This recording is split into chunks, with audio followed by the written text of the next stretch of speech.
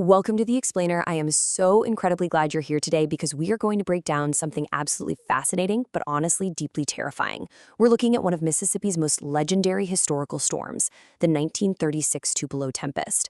We're going to completely dissect exactly how nature's rawest power formed, what it sounded like, and what happened when it collided with a highly vulnerable population. Let's get into it.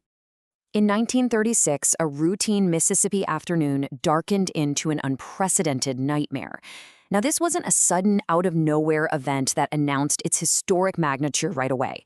No, the sheer terror of this disaster was rooted in how entirely ordinary it seemed at first, right before escalating into literally one of the most violent meteorological events of the entire era.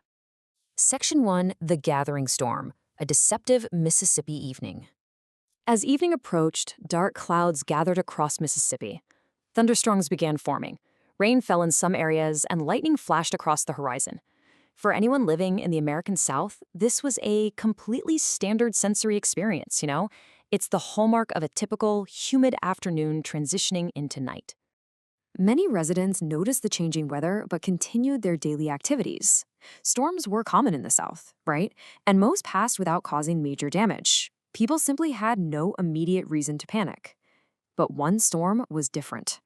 Section 2, Anatomy of a Monster. Birth of a violent long-track tornado. Okay, let's dive into the science here. Inside the thunderstorm, a rotating column of air began to develop. The circulation strengthened rapidly.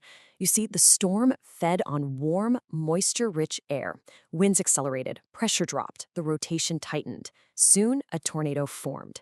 And trust me, it was not an ordinary tornado. It was a violent, long-track tornado capable of incredible destruction. As it moved across the Mississippi landscape, the tornado grew stronger.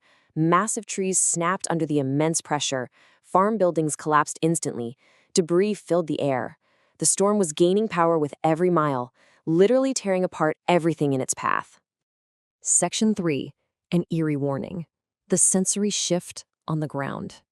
Before the main impact even hit, survivors reported some deeply unsettling visual cues. The sky took on this eerie, sickly greenish tint, and an unusual, suffocating darkness fell over the land way before the sun was meant to set. It was a profoundly unnatural atmospheric change. And long before human instruments could catch on, nature's own early warning system was triggered. Animals in the area started behaving really nervously, and eventually they grew incredibly frantic as they somehow sensed the immense atmospheric violence approaching. Then, the birds completely vanished. Just let that haunting detail sink in for a second. All that frantic energy gave way to a sudden, absolute stillness in the sky. People actually reported that the very air felt fundamentally different. Remember that massive, rapid drop in barometric pressure we discussed a minute ago? Well, it wasn't just happening way up in the clouds. It was a heavy, suffocating change that people could physically feel on their skin and in their ears, right there on the ground. Section 4, The Deafening Roar. The Sound of Destruction. Survivors would later compare the sound of this storm to so many terrifying things. They said it sounded like a freight train, a waterfall, 1,000 engines roaring at once. It was just the absolute terrifying cacophony of a long-track tornado tearing across the earth. The deafening noise grew louder and louder. For the people sitting directly in its path, the roar drowned out absolutely everything else as the monster finally arrived. Section 5, Nowhere to Hide. Vulnerability in 1936.